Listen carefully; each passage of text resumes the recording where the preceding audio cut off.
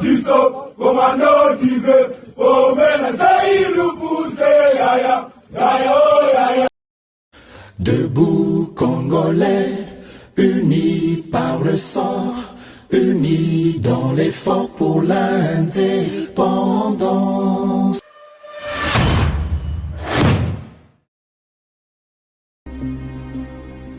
Il n'est pas question ici de dialogue politique avec ce groupe. Je le dis et je tiens à le préciser, il n'en sera jamais question. Boye malamu na plateau des éclairés, fidèles abonnés de GCAM Télévision na Pesibino, matondo mingi lokwa na momesano pona boponi. GCAM Télévision, merci na bino pona fidélité pe confiance renouvelée na analyse ya Samba Olonga pe décryptage ya information to salaka elongo na bino na pesi matondo mingi na ba nyonso baza ko soutenir chaîne oyo de près ou de loin. Bozwa vraiment ba remerciement na ngai molobeli na bino.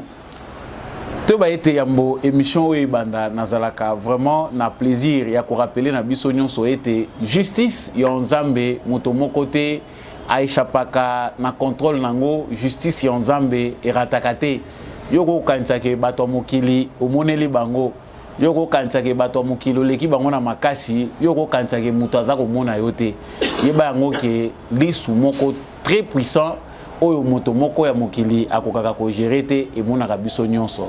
Tôt ou tard, tu finiras par payer les prix de tes actes. Alors que ça, la le karma nous oblige de ne faire que du bien. Ce que ça, la kamabé a chaque jour, nous luttons tous pour faire du bien. Atabasukisio mutema, mais yo bundakaka, ozala na balance ya bato bazako sala.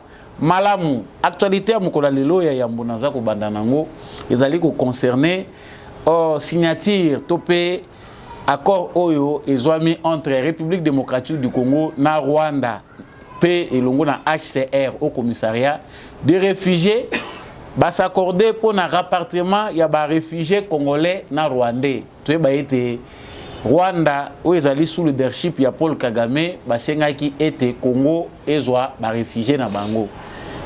Yango président Félix Tshisekedi a talisaki pe intérêt wana pona ko luka ete bavandisa bango nesika moko pona ko résoudre likambo wana ya ba réfugiés oyo Kagame akomi ko se servir nango lokola échappatoire na makambo oyo bazali ko accuser ye nde yango eselaki basilaki ko vanda kasi question oyo ezali ko soulever ba sous question ebele. Qui sont ces réfugiés congolais qui vivent au Rwanda, qui doivent rentrer en République démocratique du Congo? Qui sont les réfugiés rwandais qui vivent au Congo, qui sont prêts à rentrer au Rwanda? Na kanisi ba question ezali mingi ya komituna biano nenge boyebi tokomeka kozwango à travers émission oyo bato belé pe baza ko soupçonner que Kagame aza ko formaka batu oyo yazali ko lancer na Congo lokwa momesano po babima lokola ba congolais. Est-ce que batouana ba identité na bango et bani en tout cas la plupart ya batu na kati ya opinion congolaise bazali d'accord te satisfait te na engagement na pe bazali ko senga na République démocratique du Congo vigilance ya makasi na kozonga na sujet wana.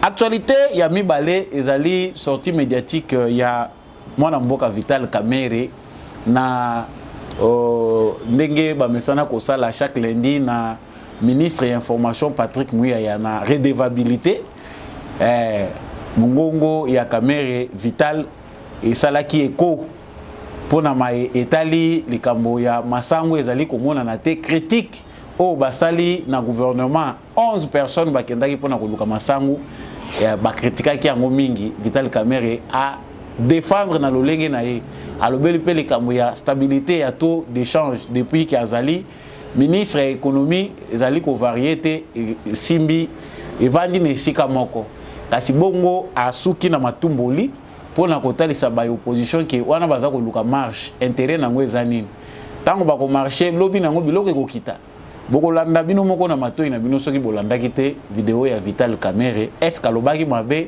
to malamu est-ce que ba propos na ye ezali crédible vis-à-vis à peuple congolais?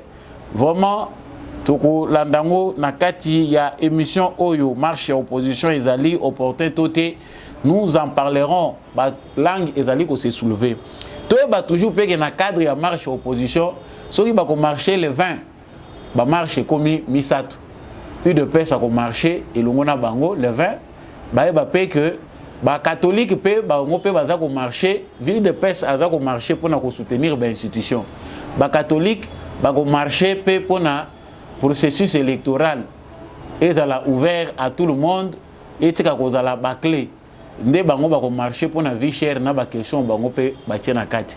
Qui sera le vainqueur? Opposition sera facilité. Nous parlerons de ça dans cette émission.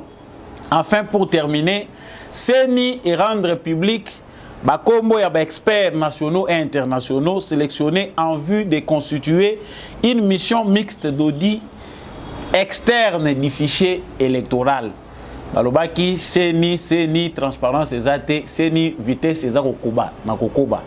CENI déjà assis à présenter réunion et salami na ba auditeur oyo CENI a lancé qui offre ba auditeur ba monani ba komona bango bokoye ba basi bakutani na président CENI musana bango baza ko sala ti le 20 ya mois oyo tozali le 20 mai pe bakopesa ba conclusion na bango audit ba contrôler nyonso oyo musala nyonso oyo CENI azana ko sala. De l'autre côté bande ko na biso ba ko marcher na ba confession religieuse eza nyonso te eza catholique na protestant mission d'observation électorale na bango balobi baza ko senga na gouvernement République démocratique du Congo a bimisa liste ya misolo nyonso oya sa tient à disposition ya CENI baza na besoin baye bayango et puis les kamwetali audit externe baza d'accord te ne sale li ya CENI appel d'offre wana oya lancé wana bango baza d'accord na ngote bazali na ba proposition mususu toza ko kende wapi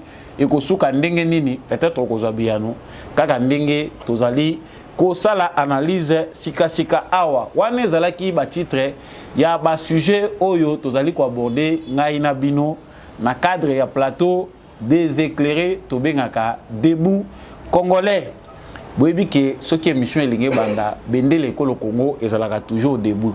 Depuis ville nini ozali ko soutenir FARDC, depuis ville nini ozali kolinga émission debout congolais, commentaire na yo, point de vue na yo, natanga kabino nyonso, merci de soutenir toujours émission debout congolais. Yo pe soki na nos abonnés, vous devez vous abonner pour devenir membre permanent. Il y a Nations Unies, mais il y a debout congolais.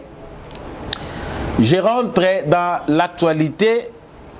Kaka ndenge na yebisaki bino sujet oyo tosi tolobela ngo mingi tolobi pe toza kokoba na koloba. République démocratique du Congo azali na plus de 200 000 réfugiés rwandais sur son sol. Ba réfugiés toza koloba eza ba réfugiés oyo bazali classés, c'est-à-dire bazali reconnu na organisation des Nations Unies où ils allaient charger na bango, c'est-à-dire ils allaient HCR en sigle au commissariat des réfugiés na Komonango. Ba recensé plus de 200 000 Rwandais oyo bazali réfugiés réguliers parce que ba yebi bango na ba identité na bango baza na sol congolais. De l'autre côté, Paul Kagame parle de plus de 76 000 voire 80 000 réfugiés congolais sur son sol.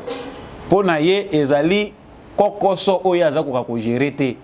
Aussi longtemps que le gouvernement ya République démocratique du Congo bazali na mauvaise foi. Bazali ko senga ba sanction pour na Rwanda. Bazali ko kata ba relation na Rwanda. Yazali ko mona tina te ya ko continuer ko garder ba réfugiés congolais na sol na ye yango azali ko senga ete ba réfugiés congolais bazonga. Yango tata mokonzi ekolo Félix Tshisekedi amonaki ke likambo yo eza kokoma lokola CND plus toza kokipe yango te plus ezali ko servir d'échappatoire na Paul Kagame asengaki ke réunion moko tripartite esalema RDC Rwanda na médiateur moko na katikati pona ko déterminer ba modalité ndenge nini tokoki ko rapatrier ba citoyen na biso kasi na esaleli ya HCR na ba norme ya ba réfugié na droit international. Réfugié bazongi sakaye na mboka na ye na makasi te. Réfugié azali muto a se réfugié pour na cause moko songolo pakala. Pour na nini akomaki réfugié. Soki ba raison o ya poussaki pour azala réfugié na mboka ya batu ezali lisusu te, c'est-à-dire Clément oyo et salaki ke ye azala réfugié ezali lisusu te mutu wana akoki kozonga na mboka na ye. Pour moi que introduction eza mulayi mais nazo zongisa bino sima poto ye batina ya côté touti. Kagame Paul na esaleli na ye makambo toyebi ke asi infiltré Congo mbala ebele. Félix Tshisekedi passe à l'obiango na ba discours na ye mingi ke toza lisusu prêté ya ko accepter que ennemi na biso ba adversaire na biso ba se servaka tout le temps na aventure oyo ya ba dialogue na ba groupes armés ya ba paya ko ba infiltrer ka biso tusi toyebi recette wana ekoleka lisusu te yango bagendaki kosangana. Kasi après bosangani na bango, un communiqué conjoint a été publié. Ndenge boza komona ngone etando na bino, conjoint à l'issue de la réunion tripartite de haut niveau entre la République démocratique du Congo, la République du Rwanda et les hauts commissaires des Nations Unies pour les réfugiés. Ça s'est fait Genève le 15 mai 2023. Donc, wana ezali communiqué wana ndenge boza komona ngo eza en 2 pages. Na deuxième première page bazali koloba ba participants à cette réunion ba conclure nini. Saluant les rôles joués par le Haut Commissariat des Nations Unies pour les réfugiés dans l'appui au gouvernement pour la protection, l'assistance et la recherche des solutions en faveur des réfugiés dans la région des Grands Lacs. Considérant les dispositions, saluant la générosité, réaffirmant la décision, rappelant l'engagement des États à assurer au HCR un accès sans entrave aux réfugiés ayant choisi de rentrer volontairement dans leur pays, ainsi qu'aux personnes rapatriées, afin de d'accompagner les retours et la réintégration. Considérant la volonté de la République démocratique du Congo et la République du Rwanda de créer les conditions favorables et retour à la réintégration durable de leurs ressortissants ayant trouvé refuge dans l'un ou l'autre pays, considérant les rôles et mécanismes régionaux, processus de paix à Nairobi et autres, notant que les HCR disposent à apporter son appui au gouvernement et disposer de 2 pays, y compris la mobilisation des autres partenaires humanitaires et développement afin d'accompagner les retours volontaires.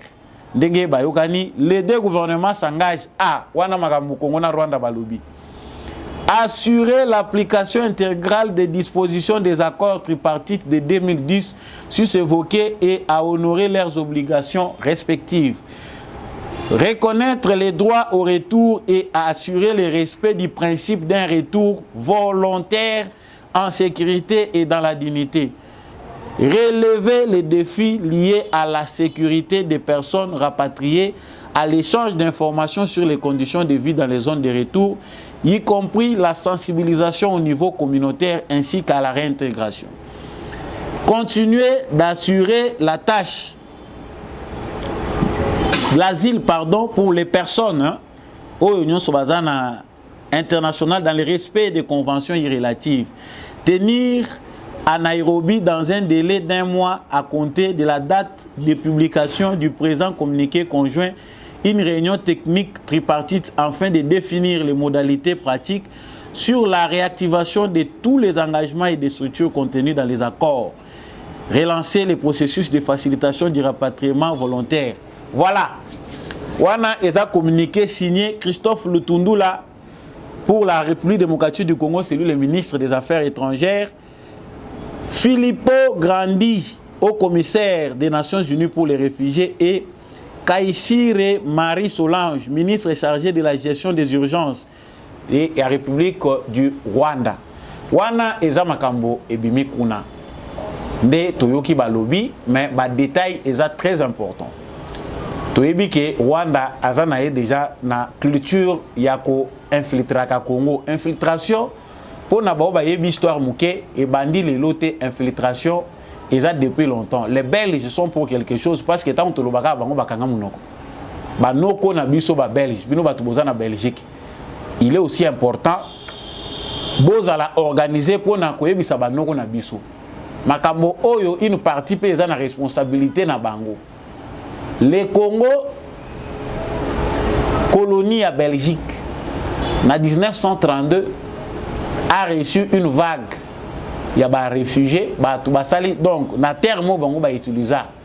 L'administrateur, il y a des colons belges, qui peuvent administrer au Rwanda, au Burundi, bayokanaka bazwa ba Rwandais, bamima bango na Congo. 1932, 1930 pour certains, 30-32. Tshisekedi, Lumumba, bazalaka bana mike. Presque la majorité à bateau, ba kotibiso l'indépendance, ba yebi responsabilité wanate. La première vague.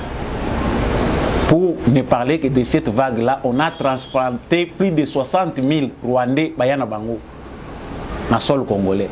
Selon eux, bayo kanaka na ba chef coutumier pour ba pesa batouana ba endroit où éco servir bango de pâturage. Ba éleveur bazalaki, batu ya lulenge na lulenge. Mingi c'était des éleveurs, ba pasteurs. Ndenge ba benga bango, ba yaki na bangombe na bango, bazaki na baterte. C'est la première vague qui va créer les conflits et il un moment d'indépendance. Difficultés entre les autochtones et les allochtones. Bakoko na biso, ba chef coutumier na biso baza pour quelque chose. Il y a certains qui se sont réfugiés là-bas.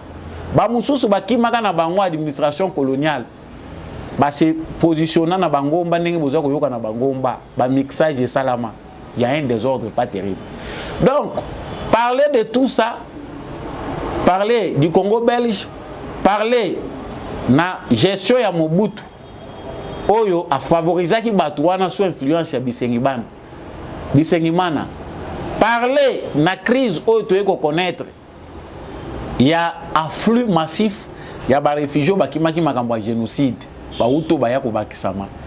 c'est la goutte d'eau qui a fait déborder la vase. Il y a crise identitaire. Pour ne parler que de l'Est de la République démocratique du Congo. Donc, le Congo a reçu des millions de Rwandais réfugiés sur son sol. Avec l'événement du génocide rwandais, Oyolelo Moutounion soyebi que Kagame, le cerveau moteur, a été préparé pour accéder au pouvoir derrière l'aventure Rwanda. La vérité aujourd'hui éclate au grand jour.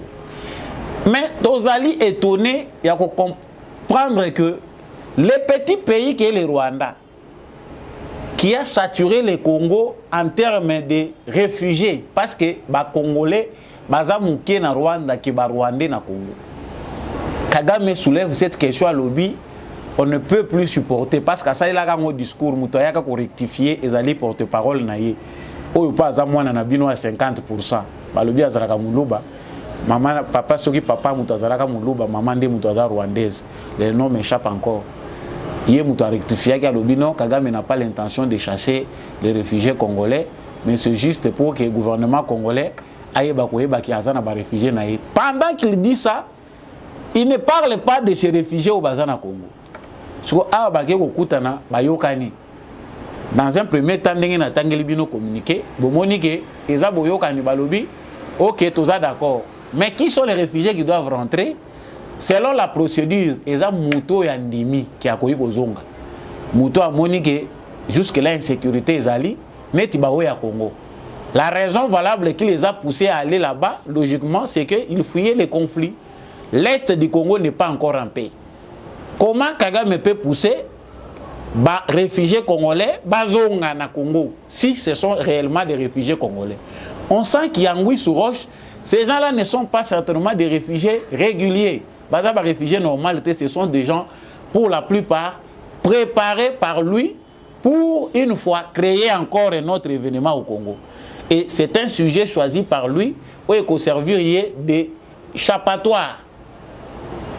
Yango, Bicho Pana Bicho Toyokaki, que le président de la République, au cours d'un conseil des ministres, a instruire par le Bagi que procédure est allée que cela ne doit pas se faire sans la contribution de chefs coutumiers, autorités locales, zone ou la mise en contribution pour le retour de ces réfugiés. Qui sont ces réfugiés qui doivent rentrer? Tant que na Rwanda, bautaka wapi, bandaku na bango na Congo, eza na province nini, na ba localité nini, na ba chefferie nini. Donc il faut procéder de cette manière là koyeba bato baza koya na Congo. Mais awa tango za kolanda ba revendication ya M23 mouvement ya Kagame baza kolobela likambo Kagame aza koloba. Kagame parle des réfugiés, les M23 parlent des réfugiés. Mais les réfugiés dont parlent les M23 qui parlent le même langage avec Kagame, ne sont pas certainement dans la même lignée que les réfugiés reconnus par les HCR. Batuti oyo baza na M23, batuti oyo baza ko travailler na Kagame, baza na plan na bango. Balobi bandeko na bango mususu baza na Kenya, bandeko na bango mususu baza na Uganda, bandeko na bango mususu baza na Burundi. Tous ces réfugiés là qui sont des Congolais qui étaient dans le sol congolais, bien que touti doivent rentrer chez eux. Chez eux, en Barozonga, na Mabele Nini, na Minembwe. Vous verrez que la plupart, il y a Batu Oyo, Bango Bazali Kobenga, ba réfugiés, leur intention c'est de venir occuper Minembwe. Minembwe nde Mabele na Bango. Sol légendaire, oh Bango Bazali récupérer. Espace légendaire, oh Ezali, comme fantasme na Mituya, ba toute union soto ba rwandophone union so baza awa manipulé par Kagame, c'est Minembwe. Leur objectif, c'est de prendre des populations rwandophones, spécialement Tutsi, Kotinda Bango Kolobakeno, Tango Bakimaka, Bautakande na Minembwe. C'est le moment que le gouvernement congolais, bien que tu choisis voie officielle avec la médiation du ACR pour résoudre le problème, de mettre aussi en contribution les services d'intelligence. Non seulement les autorités locales, mais les services nabiso secret, il faut balande la idée au normal. Baba na déjà kota la balien par rapport entre Makamu o Kagame azako lubana musala o M23 azana kata ko sala sur le terrain. Souvenons-nous que le M23 a créé un grand désordre sur le terrain. Chaque fois que bazalaki ko fait ko kimi sa population na biso na bitumbo bango bazalaki ko créer, il marche avec des populations soit disant que eza ba population o bazako kima torture bazako kima monyo kolia FARDC na FDLR yango bango bazotambola na bango pona ko protéger na bango. Ces populations là bazali na mission ya kokende ko infiltrer ba localité ebele. Il y a eu même un problème que nous avons connu ba population ba kimi mais bazako se rendre compte que pendant que bango ba kimi eza na bateau ba occuper bandako na bango. Ce dossier est très long. On sait que le régime Kagame touche à sa fin. Biso tozali bateau tokoki ko s'agiter parce que la raison est dans notre camp. L'infiltration dont on parle est aujourd'hui reconnue mondialement. Nous sommes les pays les plus infiltrés du monde. Parce qu'au sein de nos institutions, nous avons des éléments qui n'ont pas le cœur des Congolais, mais qui sont aujourd'hui dans l'armée, dans la police, dans les services de renseignement. Nini likolo ya ba bololé ya ba Congolais, oyo ba fongola ka porte oyo po bato oyo ba kota. Siko awa toza ko lobela likambo oyo ya ba réfugiés, ngonga yango oyo kozala lisu likolo ya lisu. Certes, le gouvernement congolais a bien fait de prendre Kagame par ces mots. Toye ba qui sont ces réfugiés là. Ngonga yango yo bandeko ya Bukavu, ya Goma, Nord Kivu, Sud Kivu, province orientale, Maniema, bo veiller lisu likolo ya lisu. Ces réfugiés là, avant d'être réintégrés, bazonga na bisika bakozala, tulinko yeba ba utaki wapi. Eza musala makasi o esengeli ko sala, mais c'est bien fait de la part de notre gouvernement d'y veiller. C'est maintenant le moment rêvé pour nous Congolais. Bato bazako yebate comment le Congo continue d'aller de crise en crise. Tant bazako yebela bino que crise identitaire pe ezali pe parmi ba point moko majeur. O ezako sala que to continue kolela na likambo insécurité bato musu bazako mona ngoma seki. Tangu chani ya pese bosh na ye, o ezana ngokaka simple idée alors que le problème, le mal est très profond. Le mal ne peut pas être seulement résolu par des lois, mais par une éducation, par un moral, par une mobilisation générale. Batwazo kanisa que tant bazako loba boye, eza musika po ozana Kinshasa ozana Bandundu, ba intérêt na yo eza mususu ke o bazako lobela pona Congo mobimba. Lorsqu'on parle d'une loi qui touche les questions d'identité, lobi biso tokoliango, tokolia makambu ya loi ya les propositions à loi ya Tchani. Wana eza ba distraction bazako yela batwana, kozanga koyeba ebimisaka moto bololé. Avec ça, La communauté internationale complice, Kagame complice, les Rwandais complices ont planifié l'infiltration du Congo. C'est-à-dire aussi longtemps que biso ba Congolais to kobanda kovanda ka toza kovanda Congo ekozalaka nango polele. Mais si on ne résout pas cette question rwandaise des réfugiés invisibles, des réfugiés fantômes et des réfugiés en mission, tu peux résoudre en colonie. Si on a bango bazo koloba ya biso baza 200 000, balobi non bato bakozonga baza ba volontaire. Parce que lui Kagame pose problème, alobi que ba réfugiés wana bazo poser problème et pas naïe. Est-ce que ce sont les réfugiés qui lui ont dit qu'ils veulent rentrer chez nous? Ou c'est lui qui prépare des soi-disant réfugiés? Parce que les réfugiés, logiquement, les réfugiés congolais ont certainement Bakimaki Bitumba. Et ça, moment na bango, complicité à Kozonga. Si vous avez bazar reconnu officiellement 200 000 qui sont prêts à rentrer, vous allez constater que au Congo, aucun Rwandais ne va accepter de rentrer au Rwanda. Pour la plupart, on sait, même Batuti, Bakozonga te, Yabangonde Bakotika là. Allez-y maintenant comprendre. Ou Bisikani Muto Azako Mimabiso, Mazita. Donc, Biso Tozala va continuer à débattre na makambo ezangatina pendant que lui va gagner le temps. Chers frères congolais, mobilisons-nous. L'air est grave, mais c'est une opportunité pour que le Congo se libère. Nous avons dit. Pendant ce temps, l'économie congolaise fait parler. Votre ministre de l'économie, ministre Nabino très connu, votre fameux ministre d'économie, Vital Kamerhe, vient de donner son point de vue par rapport à l'économie à Congo. Certainement, lorsqu'il faut reconnaître quelqu'un, Bisikawo Yazamakashi, tu peux reconnaître, Vital Kamerhe a le don de la parole, le don de dire les théories, parce que Batebele Balobi théorie et sa pratique était. La économie congolaise, qu'on présenter un plan d'action, qu'on démontrer, c'est la théorie. La pratique, pardon, patrie. La pratique, c'est ça que les Congolais veulent vivre après toutes ces théories présentées. Vital Kamerhe est aussi alerta qui bino que Azamuto Maloba. Aloba bien.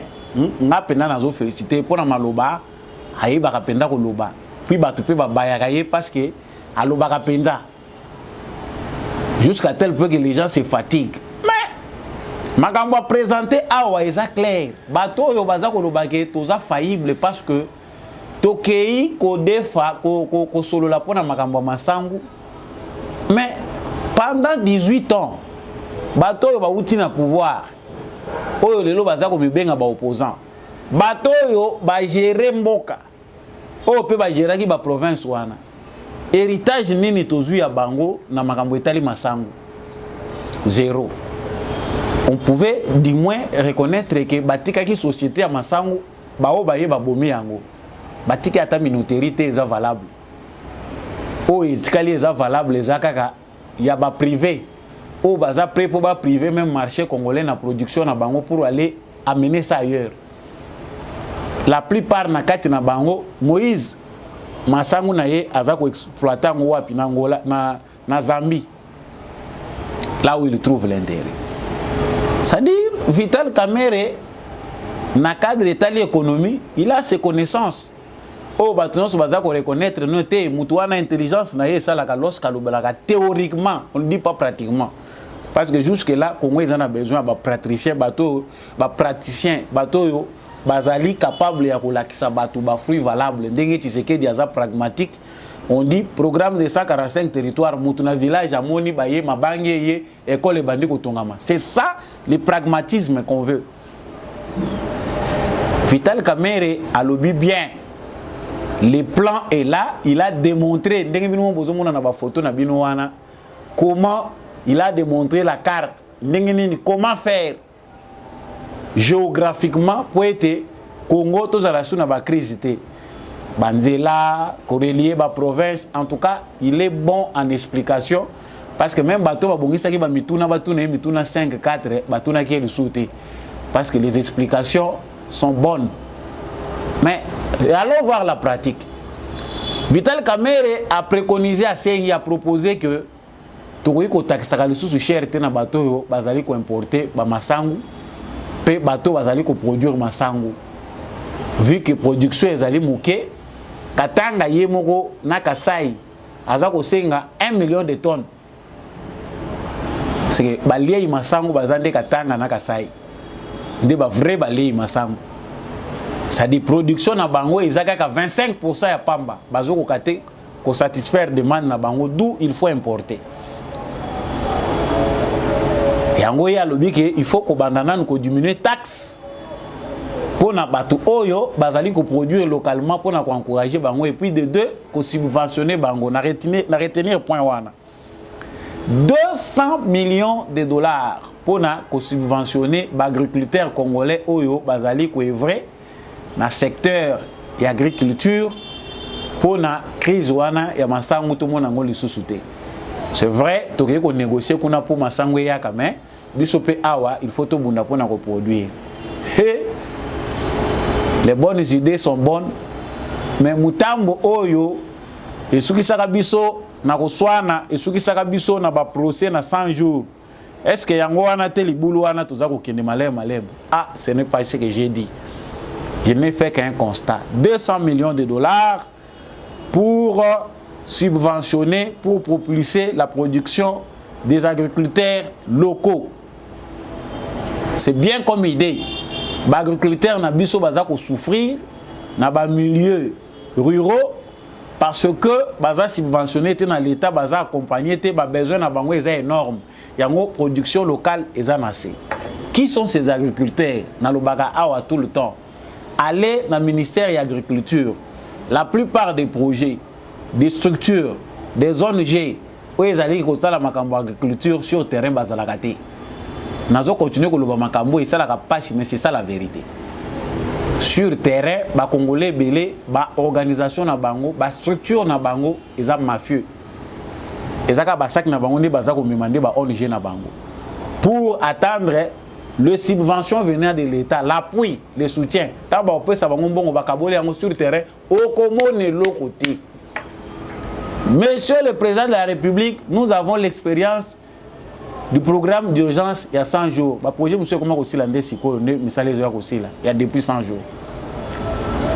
200 millions, c'est bien. Mais qui sont les agriculteurs? Bango Banane. Ministre de l'Agriculture, à l'Obagi, non, il faut descendre auprès des agriculteurs pour nous débrouiller Bango.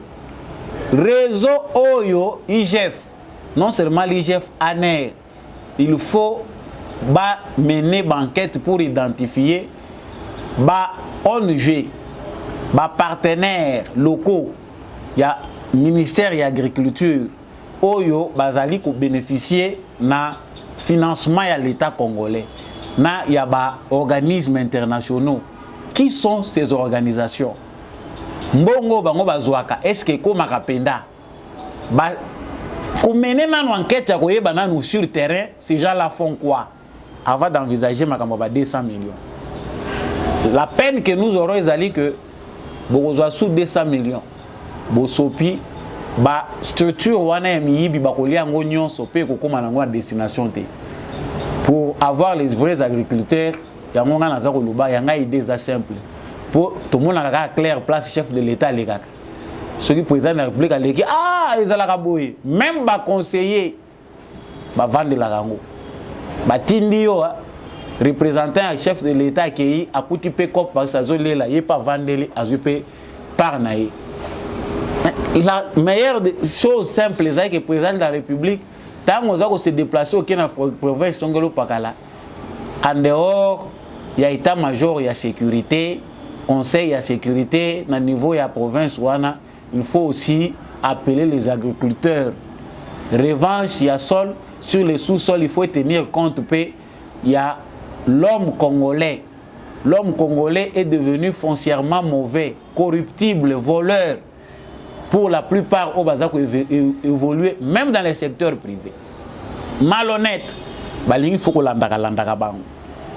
ce qu'il faut faire, c'est de faire l'état-major, il y a des critères, ou vrai. Après identification, il faut que bande là. Kubenga bango, ba besoin wana makambo beleza la public, question directe.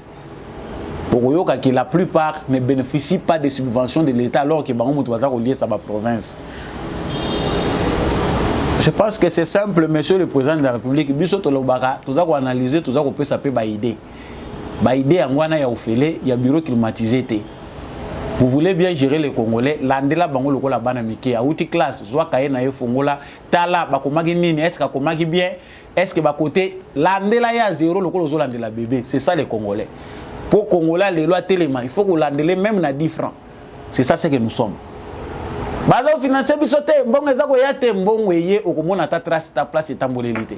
Donc Vital Kamerhe ba idée za malamu tokomi ko boya nde tentation ba Congolais nyonso bazako yoka mais ba Congolais nyonso te bazako croire. La majorité bazako observer. Donc mwana mboka o bazako benga mwalimu na batu na ye mwalimu Vital Kamerhe aza sous observation parce que c'est la nomination qui avait dessus le peuple congolais. Et aujourd'hui, il est tenu de ne pas faire de longs discours et lobby moko, de prouver les concrets. Voilà. Mais Kamera Souka Kika Wanate, je voulais suivre sa vidéo. Boyo Kamakamalouba qui concernant marche opposition. Opposition par lobby vie et commissaire. Makamoueza Malamute, Toyogi Nano Vital Kamerhe et puis Tozongi. Moi, je suis partisan de la dialectique. Ngara CP la critiquer ngai, na ko répondre na actualité, na ko répondre de na action. Tika bango ba marché, tika bango ba marché contre Vichère, mais babo sali ko marché pour na mémoire, puisqu'on parle de 430 décès, 5000 disparus à Calais. Nous pouvons considérer que c'est 6000 morts, 6000 décès. Moi, je croyais que personnellement, quand on marche en opposition, moi je croyais qu'ils ont reporté à cause du drame de Calais. Oh, reporter ça c'est craché sur la mémoire de nos frères et sœurs. Est-ce que toi, quand Hollande a eu l'histoire de Bataclan, ou je ne sais pas quelle histoire de la France qu'on a, Sarkozy, tout va bien. Il n'y avait plus d'opposition ni de majorité, puisque les pays étaient en deuil. Ils n'ont pas perdu plus de 100 personnes. Mais si nous parlons de 6 000 personnes, 5 000 disparus, près de 500 décès. Mais nous continuons comme des petits enfants, nous chamailler. Non, ceux qui vont opposer, c'est mon point de vue. Et Talingaï, Botika, Batambola, puisque pour eux, c'est ça la solution. Au lendemain de leur marche, ils ont marché. Voilà. Moi, j'aurais voulu que Kamerhe, politique, nous a mabé, Ngaï, na place na yo, voici ce que je te conseille, ce que j'aurais fait. Ne pas mélanger ça la France, quoi. Nous, comme non, tu marché, allez, qui noya qu'à ton marché. Le lendemain, bango bazongi na ba parler, bango ba bien, bino siko to mona bilo ko ne au kota na marché. Biso to kolona. Tu veux que kolona, les akate na tongo na pourquoi au picolité, to kolona, to comme ça congolais vérité, masango. 3 mois germination, il faut compter 1 mois et demi pour Kauka, et puis Bamou Drango, 5 mois, Toko Sabatouté. Nous sommes pas là. Voilà. Vital Kamerhe alugi makambu. Wana eza attaque ya liboso ya opposition. Bat musuba lobi, est-ce que wana vraiment eza tâche ya ministre ya économie? Ah. Mais Dio beti batu makofi. Bango pe bazana makofi, faut pe bazongisa. Vital Kamerhe lobi, c'est vrai. Balingi ba marché mais Calais ba monaki angote Calais ba monaki angote c'est beaucoup de morts bo reporter te botali Calais était ni un mot bo lobelo côté bo komika na ba tweet na bino bo vandi mais bo reporter marche parce que soki ezaki soki pona nini tango bo marcher lelo est-ce que lobi biloko ekokita ah Kamerhe apesi bango pasia parce que bazaki obligé pe ba répondre ba lobi jamais Kamerhe ne peut pas arriver jusqu'à ce point-là. Et ça façon moko ya ko diaboliser, ko intoxiquer peuple. Olo bana batuge baza ko marcher lelo lobi biloko ko kita. Oui, c'est ça aussi le réalisme. C'est comme ça réfléchir sur base des intérêts, proposer Kamere na muzito balobi langage moko proposer le mal de l'opposition congolaise, c'est que baza ko sa l'opposition na recette ya Tshisekedi Etienne Acha Koufaki mwana na yaza président de la République yo eu même méthode mêmes actions façon Etienne Tshisekedi abandé ko sala yango bino bozo tia na régime ya nani ya Tshisekedi toutes ces inventions o bino bozo ko présenter ba ville morte to marché to sala boy inventé na Congo par Etienne Tshisekedi. La logique de faire l'opposition au Congo a été inventée par Etienne Tshisekedi. Au Congo, c'est ce qu'on connaît. La naissance de l'opposition en République démocratique du Congo. Etienne Tshisekedi est le maître. Tant que vous avez beaucoup de réalisme que dans les contextes d'aujourd'hui, comment doit agir un opposant au Congolais au monde? L'opposition, les lorsqu'on salue l'opposition, le rôle de Tshisekedi. Etienne, chaise vide aux Alibanda, aux salaire était l'autre côté. Il dépêche de Nyongwa Magi. Et Belé Bakimaki, Badeboshaki Bango. Tshisekedi na obstination par rapport à la vision à le peuple d'abord. Même quand il restait seul, il savait que Bana Moussouba Koya, génération Zoya, pourvu que ça soit pour une cause juste. Nanya Kokokaya Nzala ya Bongo Lwa Lelo. Yo Kokokango ya Lelo. Tant qu'on marche le lot, marche lobby au Benga Bango. Est-ce que les Congolais sont prêts à Yoka? C'est ce qui se disent là opposants. Congolais au Yoka Binou. C'est comme ça que Kamere vous fait réfléchir. Laissez Kamere vous faire réfléchir. Bon, marcher le lot, oui. Demain, Biloko Kokita. Proposez. Ça, c'est le défi de l'opposition. Biloko Kanzaki Moutoyo, Azaki na opposition. Oh, ben, inventaki ba méthode au Biloko Zoluka pour utiliser le lot. Lelo, c'est lui qui est au pouvoir. Changer de méthode. Yango na lobaka awa soki linete za ko simba lisusuté kende et pas ophtalmologue abalola a créé yo o ezana ba degré zo permettre au mona na Congo ya lelo comment faire l'opposition. Bientôt il faut écrire un nouveau ouvrage pour aider bato ba bazara opposant na Congo par rapport à la réalité d'aujourd'hui. Félix Tshisekedi président, même après lui, comment faire l'opposition au Congo? Parce que les époques ne sont plus les mêmes. Ndenge balobaka au tempora au mores.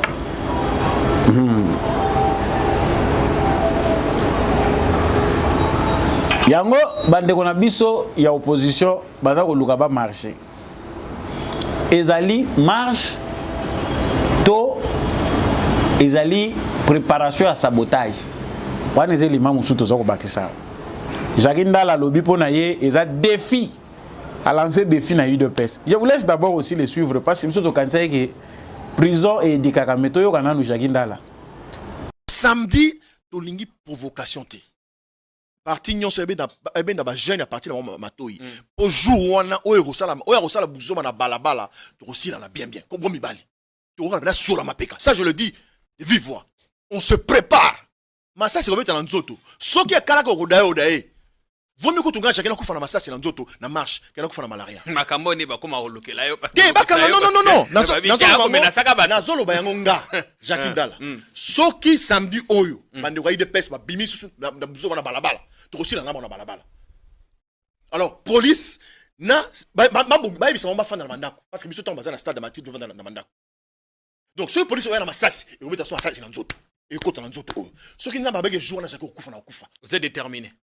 Vous êtes déterminé à jeter. Prison to sala yango. Est-ce qu'elle a boto zo masasi to kufa. Aussi mo na kufa. Donc biso to na balabala samedi au Kinshasa na lobby, mutumo ta skala na ndako. On ne peut pas faire croire à Tshisekedi il est populaire. Non, il est impopulaire. Mais s'il est populaire, il n'est pas populaire. S'il est populaire qu'il nous laisse sortir le samedi. C'est lui qui vous empêche de marcher. Évidemment, c'est lui, c'est son pouvoir. Nous allons marcher. Waf. Washala. Ndeko Jaginda la lobby azo mettre en garde UDPS Ngobila Kasongo. Soy bozo luka biso boko mona biso. Bazo luka banani parce que nous savons que derrière il n'y a personne. Le peuple congolais n'est pas dans cette aventure là. Quand vous vous acharnez, mbongo eza bien. Soko liango ba pesio moi ba ko pesa te okokanga munoko. C'est facile de défendre quand on est volontaire. Oui, que naza ko sala bo en tant que congolais na ame conscience, je n'attends rien de personne. Bande kwa ide pesa basali yango parce que ezaki apostolat mutu andimi ko servir pays na ye. Tshisekedi où qu'il soit lobby, lelo journée ville morte, lelo tozala na balabala oyoki Kinshasa ningani. Parce que bato wana bakobima bazaki ba conscient, ba yebi ke tozo sala ngo pona mboka na biso. Lelo dépense oyo boza ko sala parce que les gens ne savent pas peut-être analyser perte oyo Katumbi asali, perte oyo Matata Ponyo na Fayulu basali. L'argent déjà dépensé était déjà en circulation. Mbongo déjà zayi ko tambola. Ya ba machette, ya soki yindi kata mutu sala boye. Makambo ebele en préparation. C'est que bino pona ko marcher, vous préparez un chaos. Vous allez attaquer les policiers, vous allez les policiers. Voyez, voyons voir makambo batu bazali ko planifier.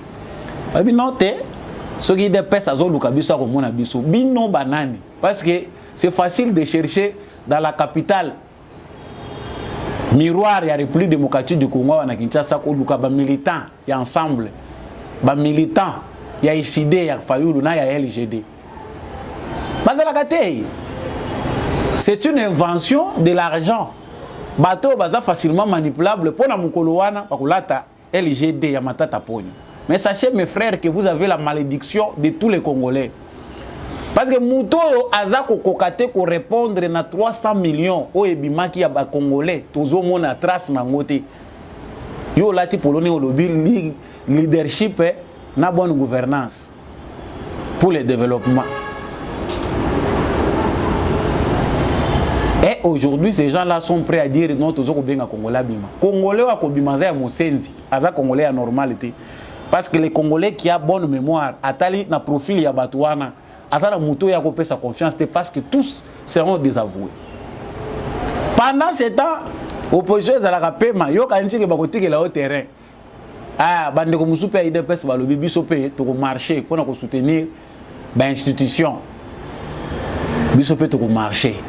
Mouille tour na tour, marche ça facilité. Balobi bango pe balobi to ko marcher pour soutenir les institutions. Ah, ils ont droit na bango. Catholique pe kuna alobi non te bango pe bazana marche pe wana bako tambola pona processus électoral. Donc tous na parti politique mususu comme nango 5 ans. Ya balaïque soki ba nani catholique.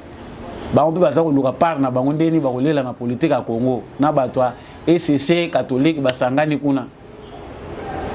Franchement, chers frères congolais, l'actualité politique du Congo fait mal à la tête. N'a komi obligé, beaucoup na ngasu liboso te na okima bino.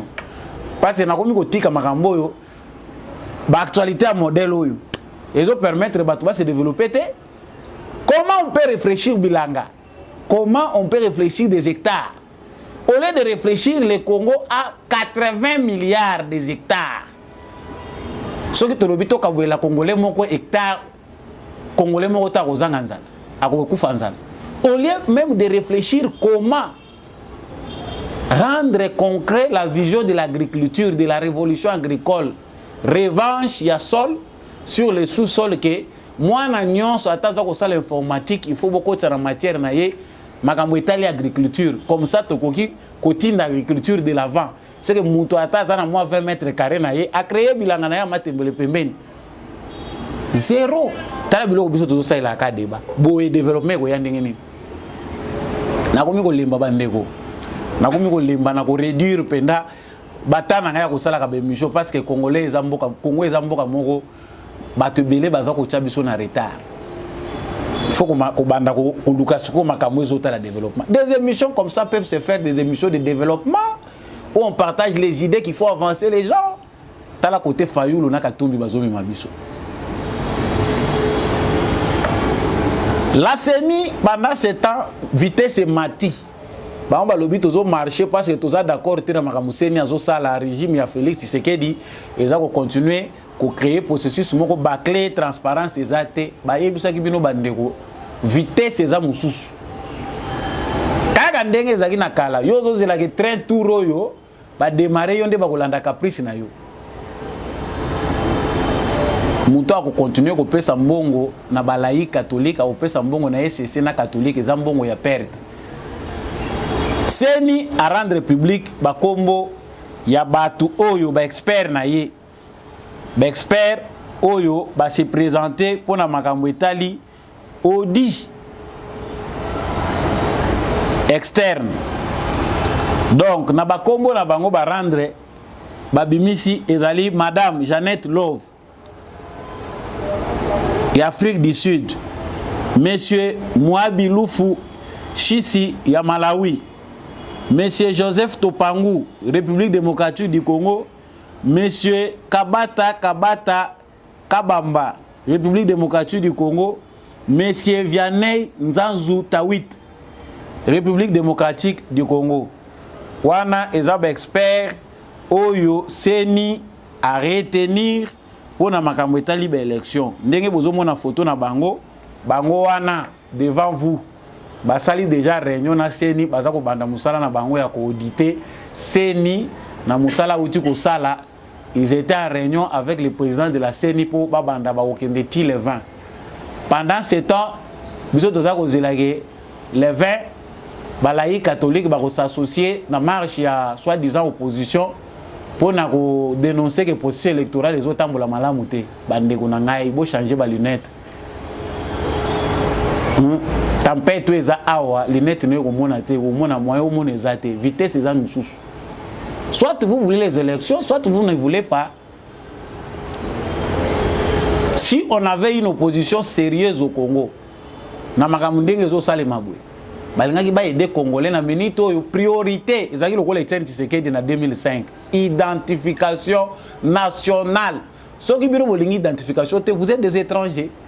Ni Sesanga, ni Fayulu, ni Katumbi, ni Matata Ponyo ne peuvent ajouter ces points comme un point important, alors que la crise identitaire au Congo fait partie des problèmes de base. Où est le Congo est la classé comme état normal. Mais le la plupart nationalités ont des doutes. Au tout matata, au tout matata ponyo. Tant que tout matata ponyo, Lunda Boululu nous a déjà donné les références. Pour Lunda Boululu, matata ponyo n'a jamais été congolais. Il a reçu dans une délégation, il y a Rwandais, un diplomate. Moïse Katumbi, on ne sait pas. Lui-même se reconnaît, Tata Nayaza juif. La maman, on nous montre que la tombe. On a enterré ma maman ici. Wapi Banoko, on ne sait pas. Wapi Bandeko Mususu, on ne sait pas. Bon, ce qui maman Koufaki, Bandeko maman Bazate. Bana ore ya ba maman na bino Mususu, to ya Bandeko na bino Bazate. Zéro. Oyeko Toyo, Martin Fayulu, Batras. Ils ont compliqué. Azalaka na conférence nationale souveraine. Oh, nazalaki mwana njili. Bandeko musuti lelo bazo continuer kotuna ngai na njili. Biso tozaba na changu. Martin Fayulu aisa biso na njili avandaka na venenil na période nini. Po biso moko ba na njili toyebi commune na biso tango eza créé. Banjilwa baza kotuna avandaki wana na temps nini. C'est que batu oyo balingi ordre ya sikate na Congo, pour la plupart ils sont soit étrangers, soit assimilés aux étrangers. Yango quand wana tabazolo bakeza quand ya batu moko baza sérieux te, vous devez l'accepter comme tel. Nasuki wana émission lelo ekomi nasuka ya motuya ezali totika la ba congolais, tozala fier ya kozala ngope to bunda poete ekolo na biso ezala digne. Ekota pe na développement totiki la bana na biso Congo ya malamu o eza ko sala fierté yango changer pe mentalité na yo soko za na mbuma moko ya mabe eza ko sala ke Congo ezonga sima ko zela ka Tshisekedi te moyibi pe eza mabe ezozonga samboka sima likunya pe eza mabe bondoki eza ko sala ke Congo ezonga sima ko inana entre nous ko bwaka na bambasu eza pe babiloko kindoki moko ya salité ya antiquité. Tout changer, tout ça va valer à malonga pour être mboka na biso et bakokende liboso matondo mingi na mwana mboka mbi à chaque wazaki na sima ya caméra ou na réalisation pour être émission oyo comme la bino matondo mingi pe na apôtre Gérard Kabeya matondo mingi na Jean-Louis Timbalanga l'homme de la vérité des urnes. Merci beaucoup à maman Bile Bilonda, maman Lisette Mumbendou. Merci na bino nyonso papa Boniface Mpunga et tous ceux qui adore cette émission, qui aimait cette émission, vous partagez à Kango, ça qui est un bino, beaucoup